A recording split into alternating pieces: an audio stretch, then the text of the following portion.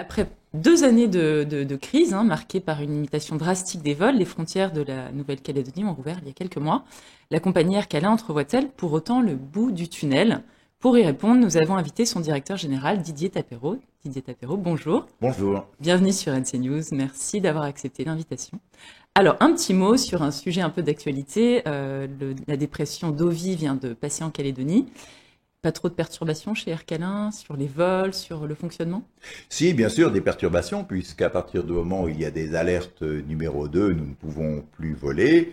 Et donc, le programme de vol a été revu, les avions arrêtés. Certains avions sont mis en sécurité. Nous avons envoyé un avion à Brisbane, un autre à Auckland. Mais les équipes sont parfaitement rodées à ce genre de situation, se mettent en œuvre très rapidement, à la fois pour, dans un premier temps, sécuriser nos appareils et puis les locaux, et très vite pour reprogrammer des vols de façon à minimiser le plus possible l'impact sur nos clients. Tout reprend aujourd'hui, donc normalement. Tout reprend aujourd'hui avec un premier vol en fin d'après-midi vers Wallis. Alors, très bien. Pour revenir un peu donc, sur ces 2 années qui ont été très difficiles pour Air Calin, vous avez engagé pas mal de chantiers pour essayer de maintenir la compagnie à flot. Aujourd'hui, eh bien, les frontières ont ouvert donc, le 1er décembre. Les vols reprennent progressivement. Quelle est aujourd'hui la situation financière de Air Calin? Vous l'avez dit, on a passé presque 2 ans dans une situation extrêmement compliquée pour l'entreprise, ses personnels, on va dire très anxiogène. Parce que lorsque vous avez une entreprise qui perd 80% de son chiffre d'affaires, les solutions ne sont pas évidentes et immédiates. Et donc nous avons, avec l'ensemble du personnel, je pense que c'est le point que je retiendrai de ces 2 années, avec une très forte cohésion, à la fois sur des mesures internes de réduction drastique de charges. J'ai eu l'occasion, je crois, de m'exprimer sur ce sujet, où chacun a accepté des efforts de productivité, des efforts de rémunération. Tous les salaires ont été baissés, donc on peut dire c'est normal, mais c'est pas nécessairement si évident et si facile que ça à mettre en œuvre.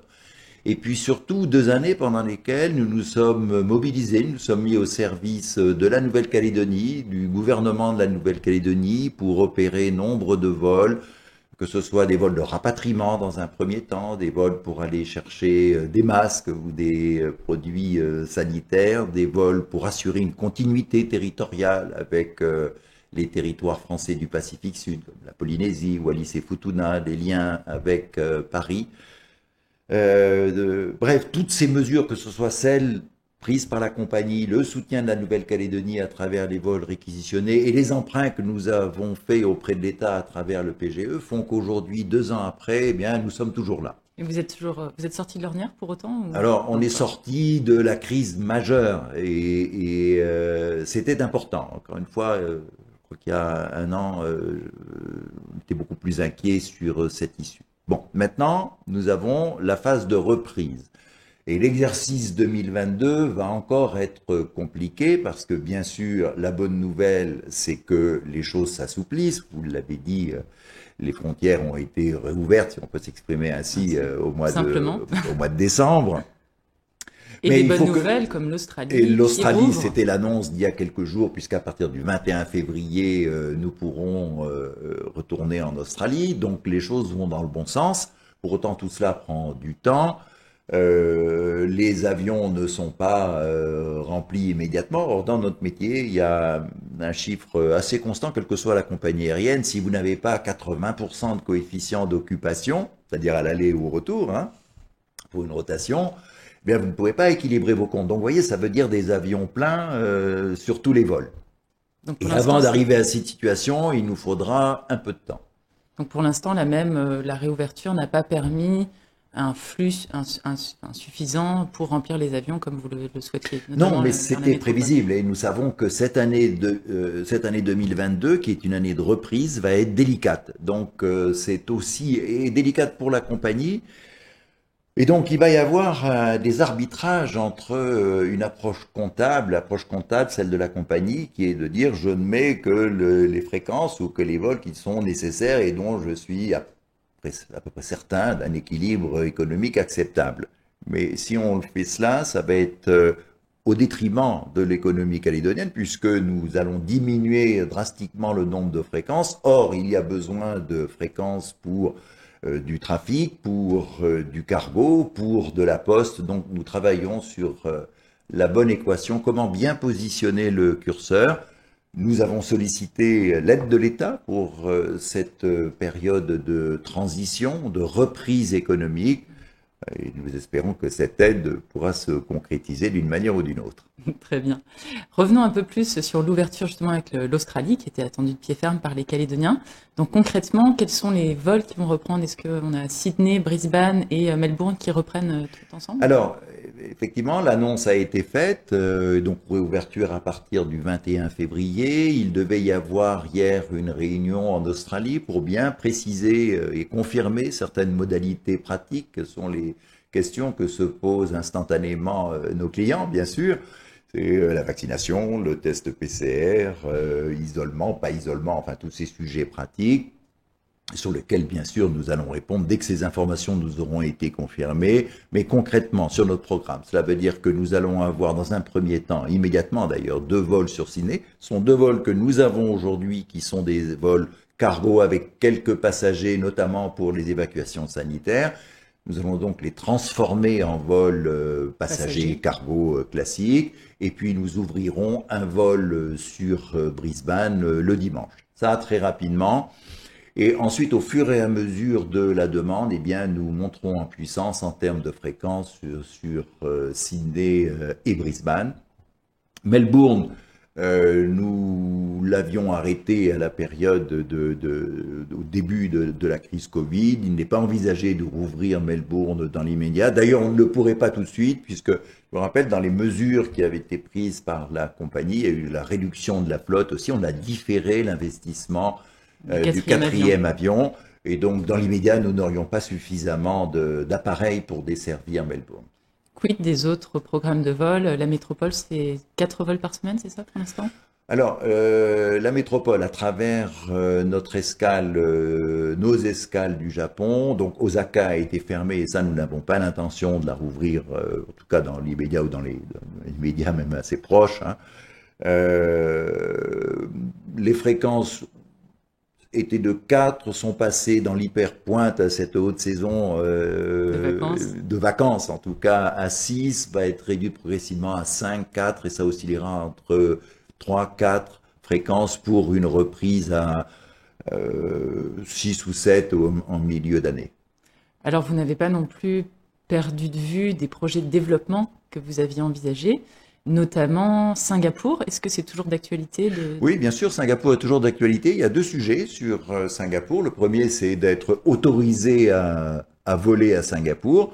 C'est en de bonne voie, c'est un processus diplomatique qui prend un peu de temps, mais je n'ai pas d'inquiétude sur ce point-là. Il nous faudra ensuite obtenir des créneaux horaires. Les créneaux horaires, c'est quelque chose d'important dans notre métier parce que selon l'heure à laquelle vous êtes autorisé à vous poser, à décoller, vous avez un succès commercial ou non. Ah oui. Bien sûr. Et donc ça, c'est un sujet qui est en cours de traitement, mais qui ne peut se faire qu'après avoir été autorisé à voler sur Singapour. Et de toute façon, la date de lancement, nous n'avons pas encore statué, parce qu'il y a un point qui est essentiel, c'est qu'il faut mettre tous les atouts de notre côté, et dans les atouts de notre côté, il y a les restrictions sanitaires.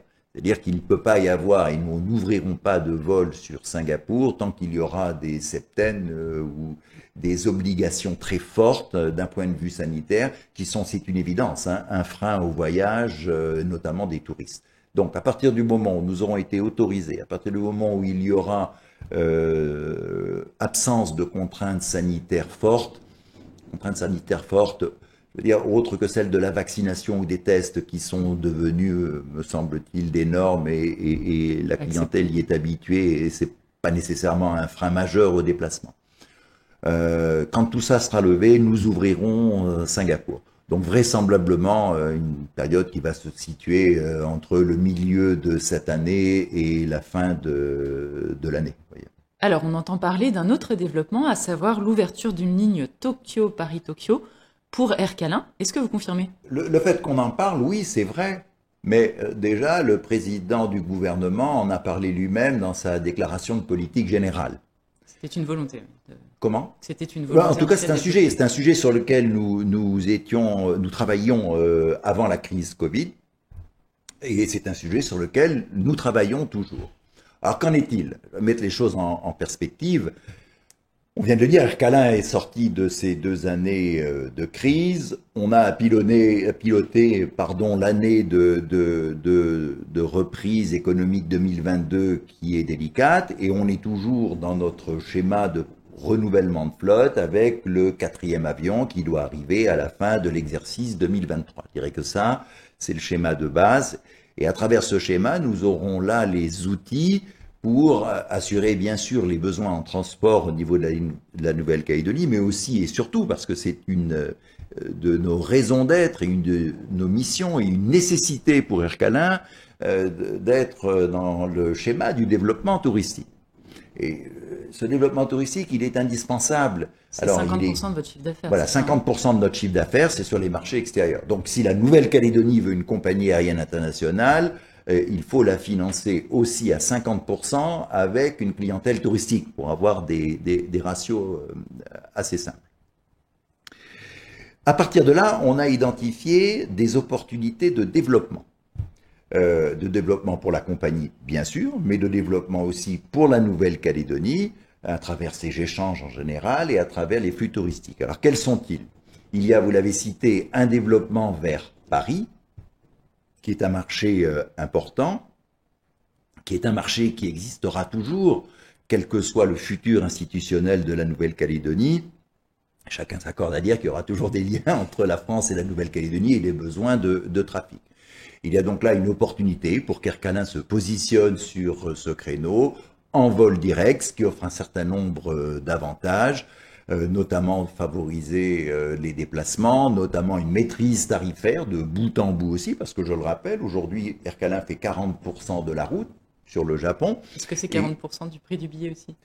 C'est pas nécessairement dans cette proportionnalité, mais peu ou prou, on est bien dans cet ordre de grandeur. On maîtrise forcément moins ou même pas du tout la tarification sur le Nouméa à Paris, puisque nous pouvons maîtriser ce qui nous concerne, c'est-à-dire 40% de la route. Le reste, on ne le maîtrise pas. Le reste, ce sont des accords que nous passons avec divers partenaires, où la concurrence a pu jouer d'ailleurs, et je crois que les consommateurs s'en rendent compte en passant par telle ou telle compagnie aérienne. En fonction des saisons, vous avez des prix différents, certes qui rajoutent une escale, mais enfin il y a une possibilité de choix. Là, un vol direct offrirait, parce qu'on est toujours dans le stade du conditionnel, bien sûr, l'avantage de n'avoir qu'une seule escale, de rester sur la même compagnie, d'avoir une maîtrise tarifaire, et puis surtout, je crois que Ercalin, nous sommes, vous savez, hyper spécialisés, et on n'a qu'un seul créneau, c'est la Nouvelle-Calédonie. Donc on sera sur des marchés comme Paris, forcément efficace pour vendre la Nouvelle-Calédonie, c'est ce que nous savons faire. J'ai envie de dire, on sait faire que ça d'ailleurs. À condition d'être concurrentiel en prix. Bien sûr. Évidemment, s'il s'agit d'aller à Paris et d'être plus cher que les autres, l'histoire ne marche pas. On est bien d'accord, vous avez raison de le rappeler, ça fait partie des fondamentaux.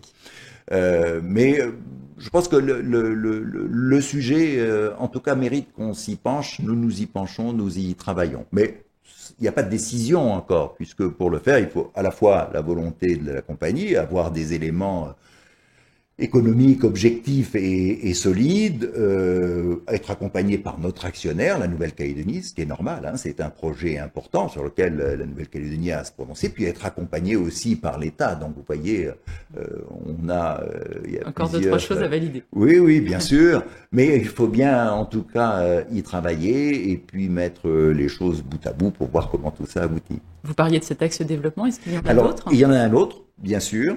On regarde aussi, toujours dans ce schéma de développement touristique, l'accès du marché américain.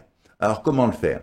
Il ne s'agit pas, de mon point de vue, d'acheter un avion pour aller directement aux États-Unis. Je pense que ça serait là un échec commercial évident dans un premier temps. Il s'agit d'amorcer le sujet. Et comment le faire à moindre coût? Alors, l'une des options sur laquelle nous travaillons et qui semble faire sens du côté de la compagnie, c'est à un moment ou à un autre de pouvoir transformer un A320 en A321 LR, LR pour long range. Alors l'A321, qu'est-ce que c'est? Très schématiquement, c'est un A320 plus long. C'est le même module et on a rajouté un segment. C'est possible. Bien sûr, bah, c'est Airbus qui le fait. Donc cet avion est un monocouloir qui a un peu plus de capacité, qui a un rayon d'action plus long, qui permet de faire des vols nommés à papette directement, parce que la 320 ne permet pas de faire, parce que la distance est assez longue. Et donc vous voyez, vous transformez une rotation en A330 gros porteur en deux rotations A321, vous mettez de la fréquence est un élément de développement, et avec 2 fréquences par semaine et des partenariats commerciaux en Polynésie française, et bien là vous pouvez toucher le marché américain et commencer à drainer des flux en profitant de l'attractivité de la région. Et ça, c'est pas moi qui le dis, c'est lors de mes discussions avec certaines chaînes hôtelières qui regardent quand même ce qui se passe dans la région. Il y a un axe Pacifique Sud, qui est en la Polynésie, Fidji, la Nouvelle-Calédonie, et qui est susceptible d'intéresser une clientèle. Surtout que nous sommes sur, somme toute, de petits nombres, de petits chiffres, en tout cas en Nouvelle-Calédonie. Donc c'est quelque chose qui fait sens. L'avantage de cet avion aussi, il permet de toucher tout point du territoire australien sans escale. C'est-à-dire que, en fonction des schémas de développement touristique sur l'Australie, eh bien, ce type d'avion vous permet d'y aller en direct. Et ça, supprimer une escale, c'est un élément important en termes de développement touristique et accessoirement pour une petite clientèle calédonienne, il peut aller à Bali en vol direct, ce qui est aussi quelque chose qui intéresse en période de vacances notre clientèle. Enfin, on n'achètera pas un avion de ce type pour ça. L'axe principal étant bien sûr l'ouverture sur le marché américain et le fait de pouvoir toucher tout point du territoire australien sans escale. Donc beaucoup de perspectives. En tout cas, ce sont des opportunités. Voilà, c'est-à-dire qu'il y a la base qui est là, qui est solide et qui va reprendre. Moi, je reste confiant. Et puis, il y a certaines opportunités dont nous discutons avec la Nouvelle-Calédonie, le gouvernement, avec l'industrie touristique, pour voir comment on peut s'orienter. Nous sommes les instruments, nous travaillons sur le sujet. Mais en tout cas, c'est à la portée d'Air Canin. Alors, un mot sur la stratégie tarifaire. On revient un peu dans le présent. Le coût du carburant a beaucoup augmenté. Il va encore, a priori, progresser. C'est la reprise pour vous, pas toujours évidente. Globalement, comment vont évoluer les prix des billets? Est-ce qu'on a une idée de ça? Est-ce que vous allez être obligé d'impacter toutes ces hausses sur les tarifs? Oh, vous savez, nous sommes toujours dans le schéma où la composante tarifaire, bien sûr, est un élément essentiel, un point d'attention. En plus, un point d'attention en particulier quand vous vivez dans une île et que le seul moyen de transport c'est l'avion et qu'en plus il n'y a pas beaucoup de compagnies aériennes. Donc vous voyez qu'il y a quand même une pression, une nécessité aussi pour les gens de bien maîtriser cette composante tarifaire dans un environnement aussi où il y a peu de volume. Je crois que c'est aussi important de rappeler. Nous ne sommes pas en Europe, nous ne sommes pas sur des plateformes où il y a des millions de voyageurs, où vous industrialisez vos programmes pour baisser vos coûts. Et donc on a aussi les petits volumes. Prenez l'aéroport de la Tontouta, qui est très bien, qui n'a pas des tarifs unitaires. C'est choquant, moi, je ne mets pas en cause les tarifs unitaires de la plateforme de la Tontouta et de ceux pratiqués par la Chambre de commerce sont tout à fait compétitifs. Sauf que Tontouta, il y a 5 vols par jour en moyenne. Et chacun comprend que quand vous avez 5 vols par jour, on a besoin d'un aéroport international, mais quand vous avez 5 vols par jour, ben que ce soit la plateforme aéroportuaire, le prestataire, le handler qui s'occupe du servicing des avions ou la compagnie aérienne, ou les essentiels d'ailleurs, sont obligés de travailler dans une composante économique avec un aéroport qui est sous-exploité, et c'est de la faute de personne, et pour autant il faut toujours un aéroport. Donc, vous voyez, il y a cette composante de volume. Et donc, nous sommes très attentifs à cela. Le succès d'Air Canin sera d'être dans le marché, de rester dans le marché. Eh bien, écoutez, on y travaille. C'est pour ça qu'on a renouvelé notre flotte. Une flotte qui consomme 20% de carburant en moins, c'est énorme, puisque le carburant, c'est 30-35% de l'économie d'une compagnie aérienne. Donc, on veillera à impacter le moins possible et à rester compétitif. Alors, Il y a beaucoup de travail qui a été fait pendant ces 2 années à Ercalin, énormément de choses. On a réduit les investissements dans tous les domaines, sauf dans un domaine qui est dans celui du numérique, où nous avons poursuivi notre révolution numérique, j'ai envie de dire. Tous les systèmes d'information ont tous été revus, que ce soit dans les systèmes commerciaux, de réservation, de connaissance du client, que ce soit dans le système de pilotage financier de l'entreprise, que ce soit dans le domaine des ressources humaines. On va disposer d'ici 1 an et demi, 2 ans d'une cohérence informatique qui sera un véritable argument pour nous en termes d'efficacité, de proximité avec nos clients et puis de coût aussi. Donc on a continué sur le sujet. Les équipes sont très mobilisées, sont très motivées pour qu'Ercalin joue pleinement son rôle et soit toujours là. Et pour être toujours là, la composante tarifaire est essentielle. D'accord. Pas trop de problèmes justement avec les équipes par ces périodes d'Omicron et de contagiosité. Moi, je trouve que les équipes ont été remarquables, honnêtement, vraiment. Et je les remercie encore, parce que ça a été difficile. Les gens c'est stressant, vous savez, quand vous allez travailler, c'est important pour tout le monde, c'est une évidence, hein, j'enfonce une porte bête, excusez-moi, mais est-ce que je vais conserver mon emploi? C'est une question, et c'est une question majeure, et les gens se sont posé cette question à Ercalin. Lorsque vous expliquez à vos collaborateurs que tout ça c'est très bien, mais que pour la compagnie il va falloir baisser votre salaire de base, puis qu'en plus vous allez être affecté parce que vous ferez moins d'heures de nuit, bon, les gens le comprennent intellectuellement, sauf que chacun a ses contraintes et quand ils font leur compte à la fin du mois, il y a une somme d'argent qui n'y est pas. Donc moi je crois que tout ça, ça a été fait pour rendre hommage au personnel de la compagnie, qui l'a bien fait, qui a cru à son entreprise, et ça, c'est la première des forces. Alors, quel est votre regard, dernière question, sur les semaines à venir, les mois à venir? Est-ce que vous êtes confiant? Vous avez l'air. Oui, je suis confiant. Écoutez, je pense que si le chef d'entreprise arrive déprimé et ne croit plus en rien, il faut vite changer de chef d'entreprise, sans doute, vous trouver d'autres solutions. Non, il faut y croire. Ça ne veut pas dire que tout est gagné. Ça ne veut pas dire que ça sera facile. On sait que c'est difficile. On sait que ça ne sera pas gagné. On sait que il y a des tas de sujets qui vont nous arriver auxquels on n'aura pas pensé, mais j'ai confiance dans la compagnie, j'ai confiance dans ses équipes pour rebondir, pour avancer. Puis j'ai aussi confiance dans l'actionnaire qui a envie d'avoir une compagnie aérienne qui représente la Nouvelle-Calédonie et qui fonctionne. Je crois qu'Ercalin, il y a eu tellement, vous savez, de travail, d'investissement. C'est un enjeu pour la Nouvelle-Calédonie. C'est pas facile de monter une compagnie aérienne. C'est pas facile. Pour un petit marché comme ça. Pour un petit marché, et puis ça évolue extrêmement vite. C'est très pointu en termes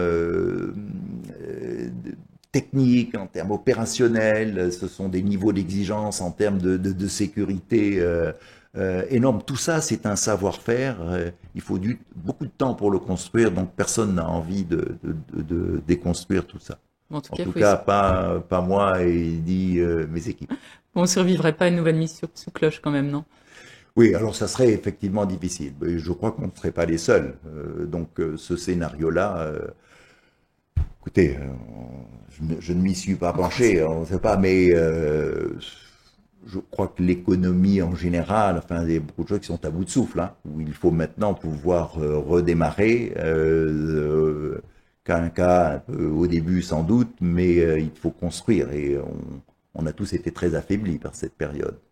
Merci beaucoup Didier Tapero pour toutes ces précisions et sur Ercalin et à très bientôt sur NC News.